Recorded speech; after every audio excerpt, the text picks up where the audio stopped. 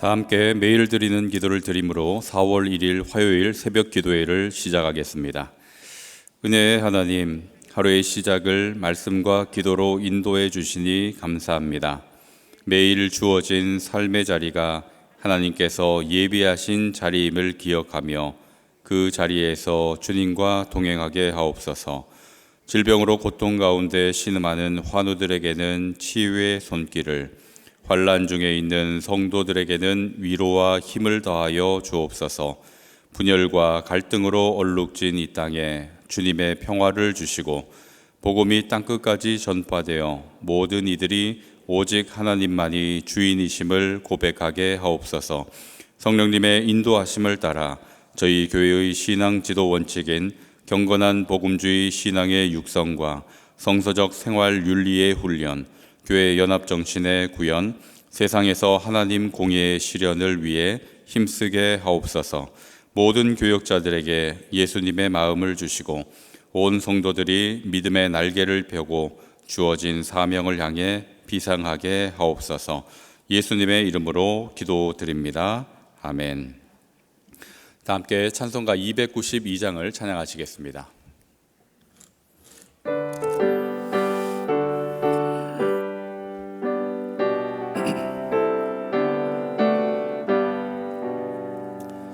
주 없이 살 수 없네 죄인의 구주여, 그 귀한 몸의 피로 날 구속하소서.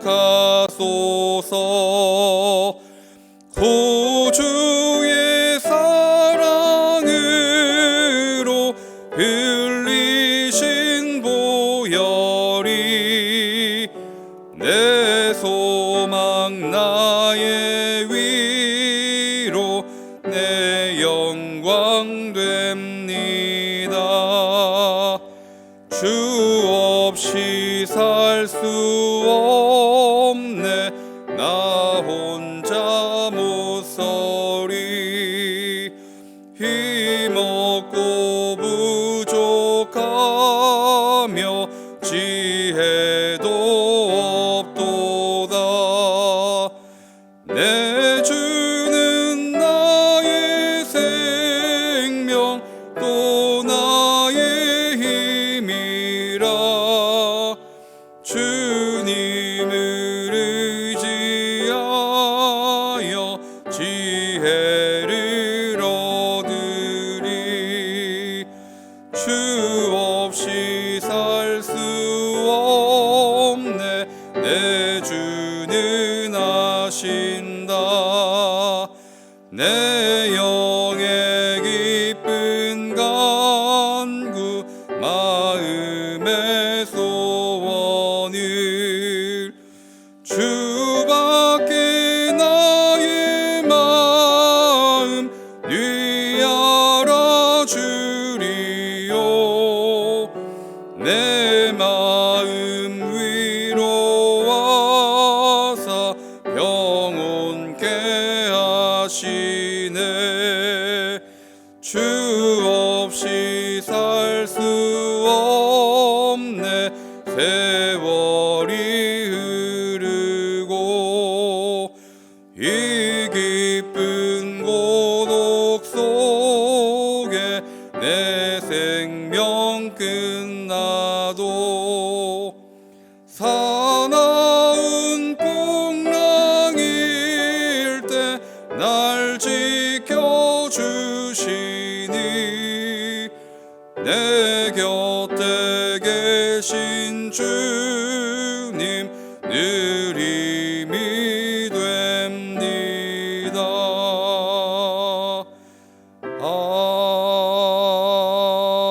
아멘. 오늘 오이코스 성경 통독 범위는 사무엘상 14장과 15장 말씀입니다. 그 중에 저희에게 주시는 하나님의 말씀은 사무엘상 15장 10절에서 12절의 말씀입니다. 사무엘상 15장 10절에서 12절 말씀을 한 절씩 교독하시고 마지막 절은 합독하시겠습니다. 여호와의 말씀이 사무엘에게 임하니라. 이르시되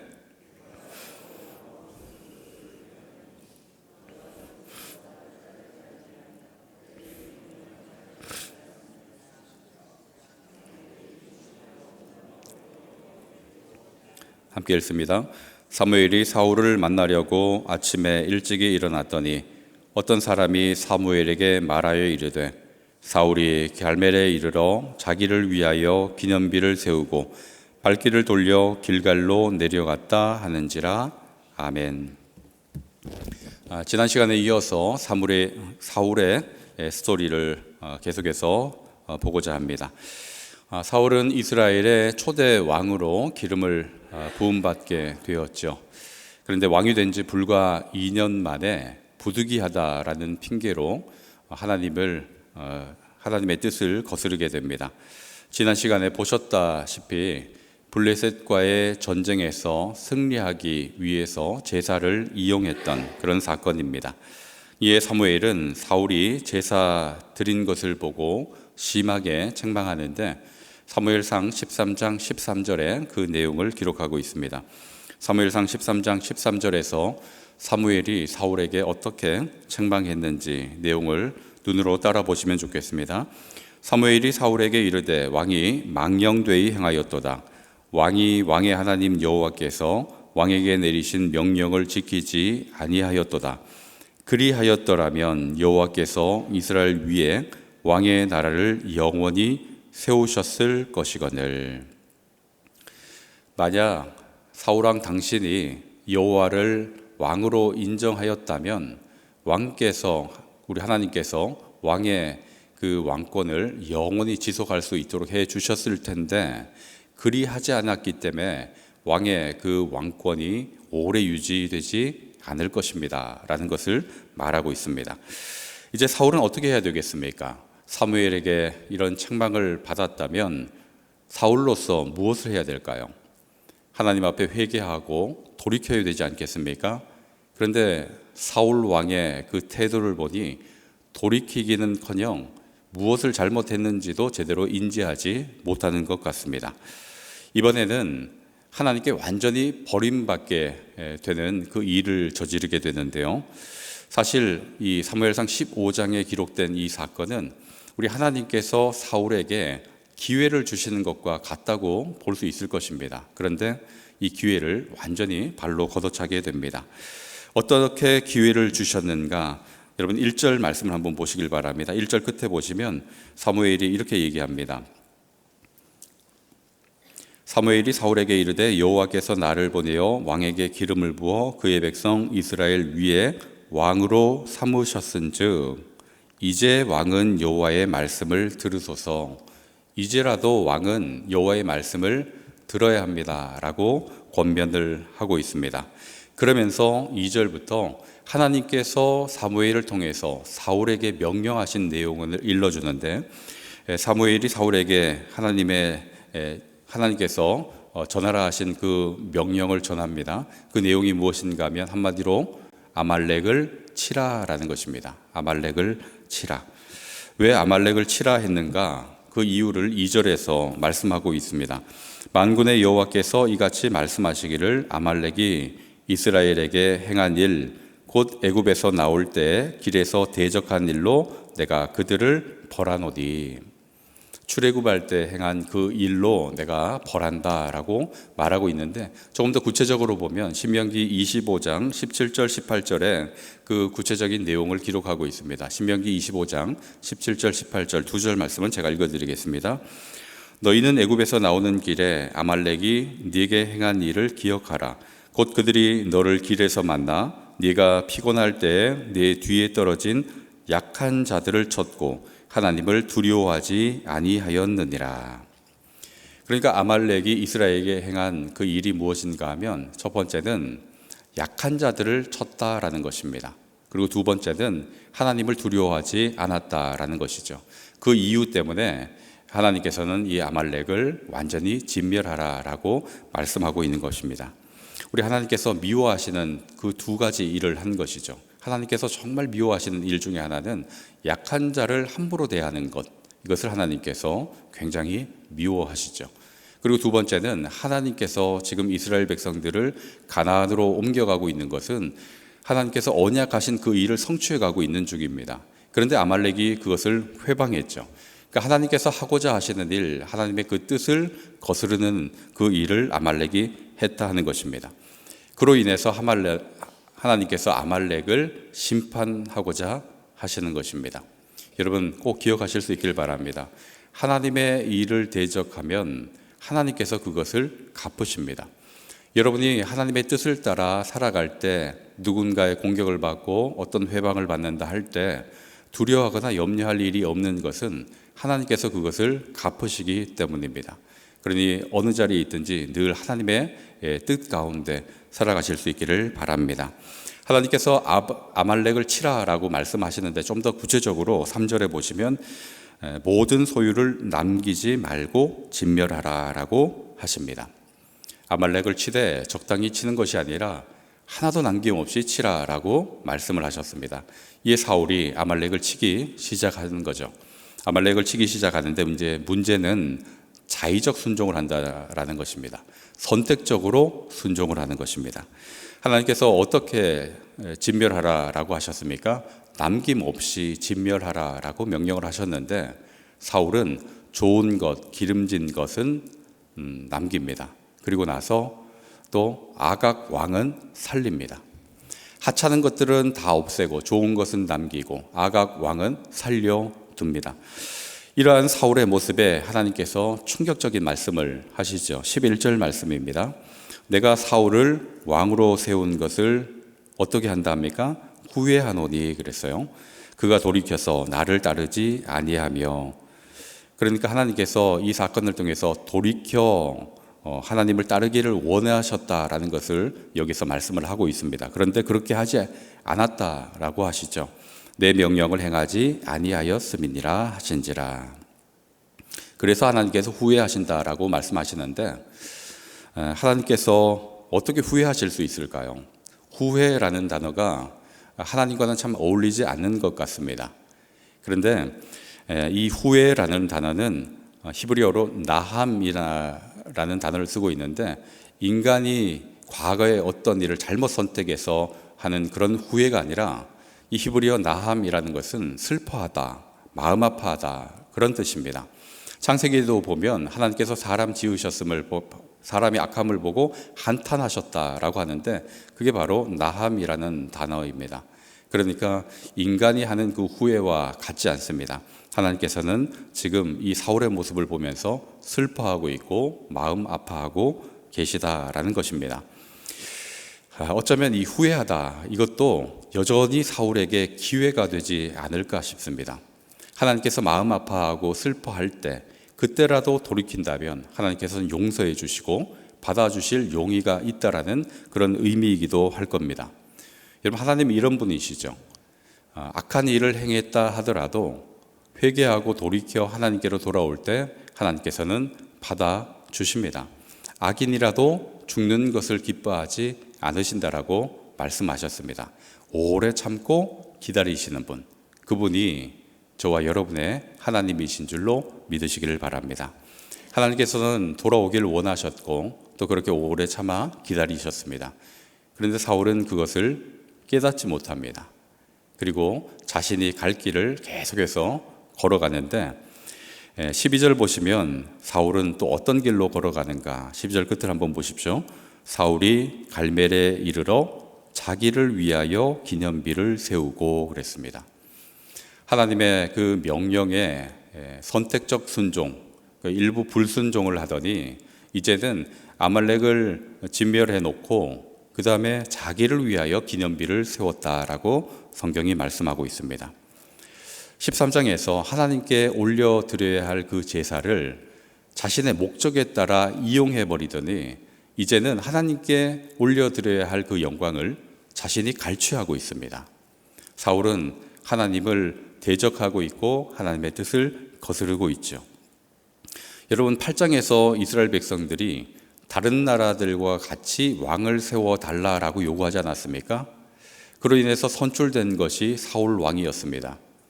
그런데 이 사울 왕이 재미있는 것은 그들의 요구처럼 지금 행하고 있습니다. 다른 나라 왕들처럼 지금 행하고 있는 모습입니다. 오늘 본문에서 크게 두 가지가 나오고 있죠. 전쟁에서 승리한 후 자기를 위한 그 기념비를 세워놓고 있습니다. 일반적으로 다른 나라 왕들이 행하는 모습이죠. 그리고 또 하나는 패전국의 왕을 포로로 잡아옵니다.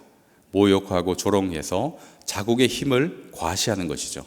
이것이 그 고대 사회의 일반적인 모습이었습니다.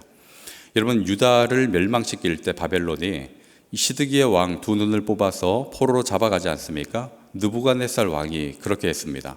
그와 같이 사울도 아각 왕을 포로로 잡고 있습니다. 하나님께서는 진멸하라, 다 제거하라 하셨지만 이 다른 나라 왕들이 행하는 것처럼 사울이 지금 행하고 있는 모습을 볼 수 있습니다.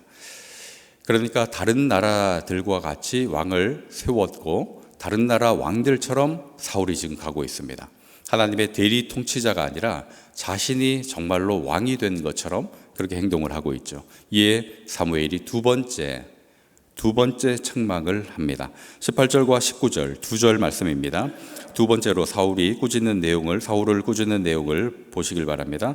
또 여호와께서 왕을 길로 보내시며 이르시기를 가서 죄인 아말렉 사람을 진멸하되 다 없어지기까지 치라 하셨거늘 어찌하여 왕이 여호와의 목소리를 청종하지 아니하고 탈취하기에만 급하여 여호와께서 악하게 여기시는 일을 행하였나이까.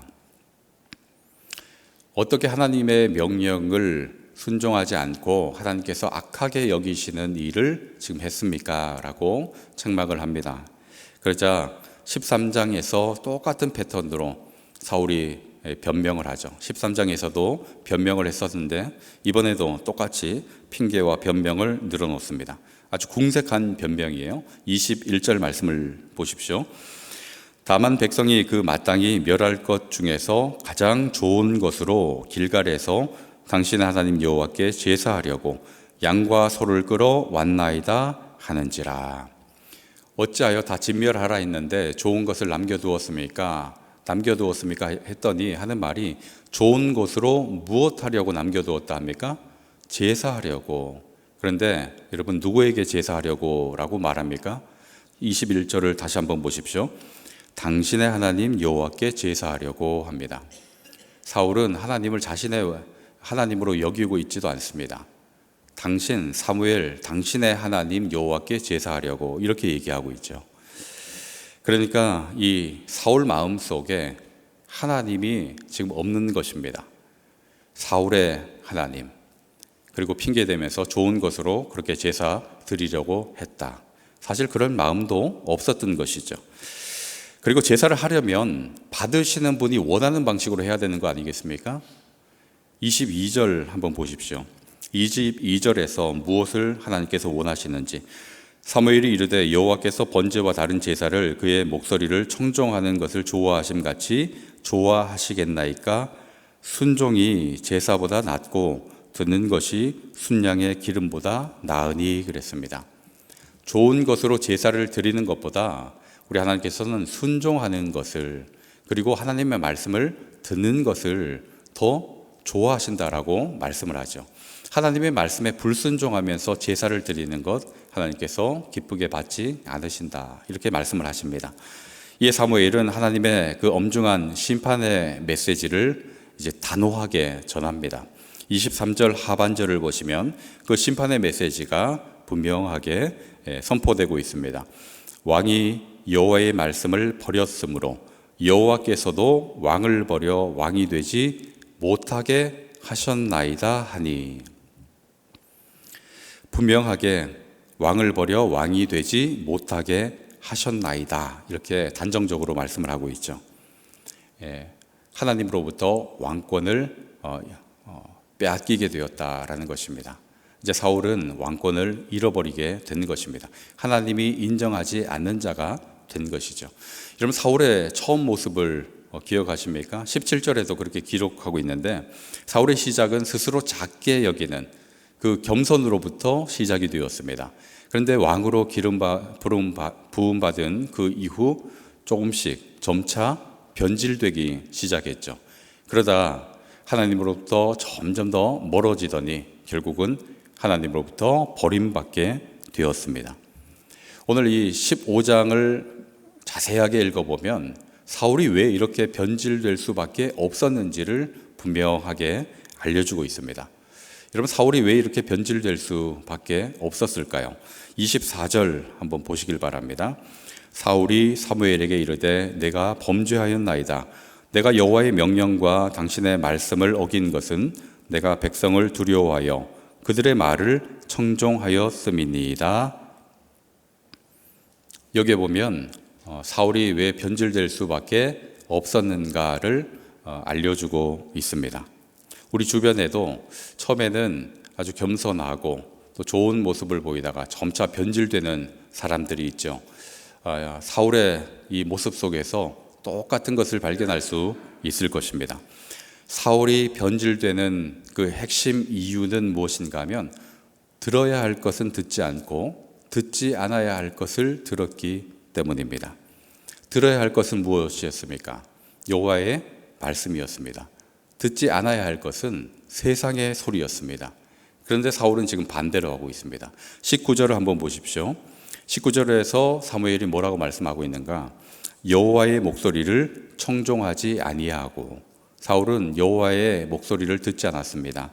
그리고 무엇을 듣는가? 24절, 백성의 말을 청종하였음이니이다. 하나님의 말씀을 듣지 않고 백성들이 두려워서 그들의 말을 들었다라고 하죠. 여러분, 이스라엘 백성들이 8장에서 하나님을 바라보기 멈추자 뭘 바라보게 되었습니까? 다른 나라들을 바라보게 되었고 다른 나라들과 같이 되고자 했습니다. 사울도 마찬가지입니다. 하나님의 목소리 듣기를 멈추자 백성의 목소리를 듣게 되었습니다. 그로 인해서 변질이 시작된 것이죠. 이것은 우리에게도 동일하게 적용될 것입니다. 사울에게만 그러한 것이 아니라 우리에게도 동일하게 그것이 적용될 겁니다. 그렇게 오늘 하루를 살아가면서 우리의 삶의 모습을 면밀하게 살펴볼 필요가 있겠죠. 무엇을 보고 있는가, 그리고 무엇을 듣고 있는가, 그로 인해서 무엇을 하고 있는가, 이것을 오늘 하루 살아가시면서 여러분 삶 속에 드러나는 것들을 살펴보실 수 있기를 바랍니다.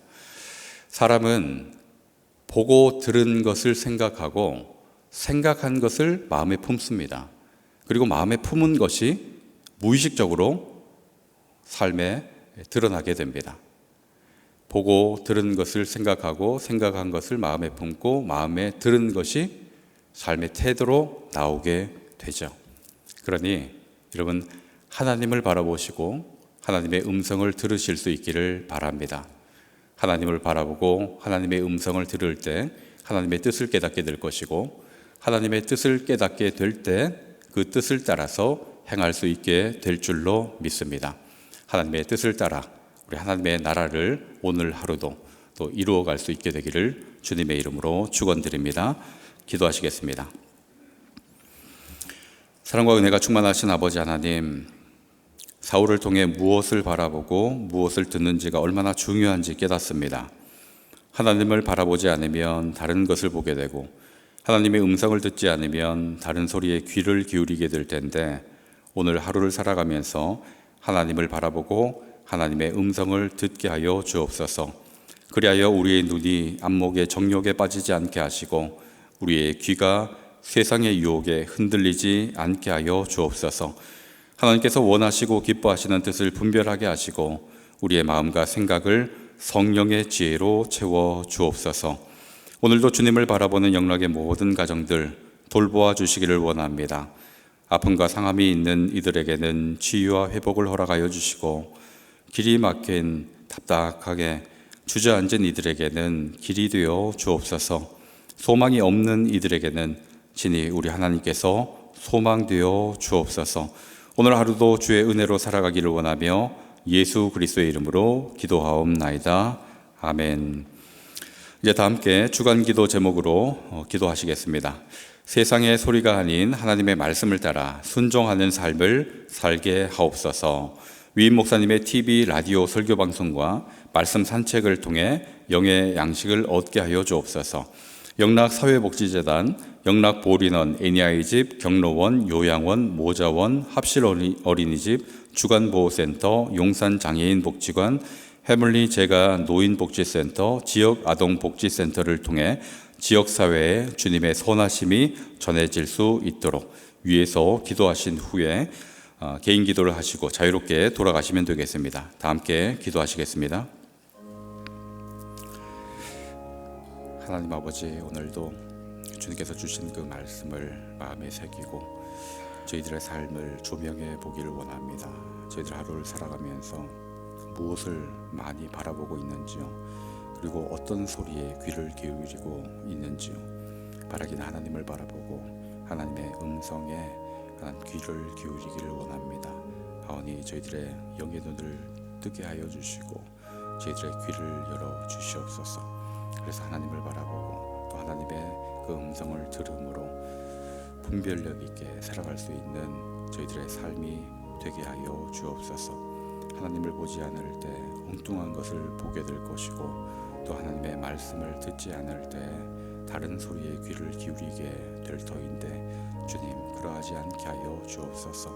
하나님, 저희의 생각과 마음속에 오롯이 하나님의 것만 가득하게 하시고 하나님의 것이 저희들의 삶으로 드러나게 하여 주옵소서.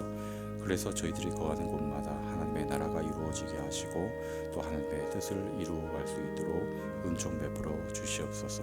영역의 모든 성도님들의 가정마다 그런 은혜가 차고 넘치게 하여 주시고 하나님의 나라를 이루어가는 기쁨과 즐거움이 가정마다 채워질 수 있도록 도와주옵소서. 위임 목사님의 TV 라디오 설교 방송과 말씀 산책을 통해서 많은 성도 영의 양식을 얻기를 원합니다. 그 말씀으로 힘을 얻기를 원합니다. 그 말씀으로 길을 찾기를 원합니다.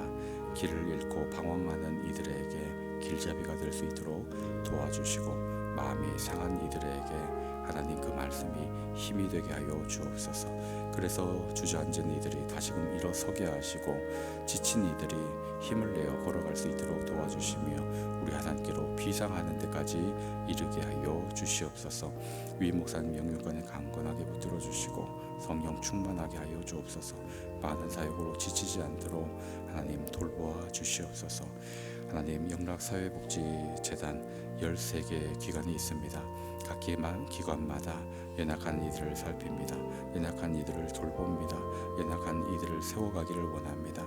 하나님, 그 기관에서 행해지는 모든 그 사역들이 하나님 합당한 사역이 될 수 있도록 도와주시고, 기관의 시설에 봉사하는 봉사자들 또 섬기는 이들마다 주의 능력을 더딛게 도와주시옵소서. 또 그 기관의 시설을 이용하는 이들, 그 이용자마다 하나님의 은혜를 더딛고 하나님의 사랑을 더입으며 하나님의 새 소망을 찾게 하여 주옵소서. 오늘 한 날도 주의 은혜 가운데 머무르기를 원하고 저희들이 올려드리는 그 기도에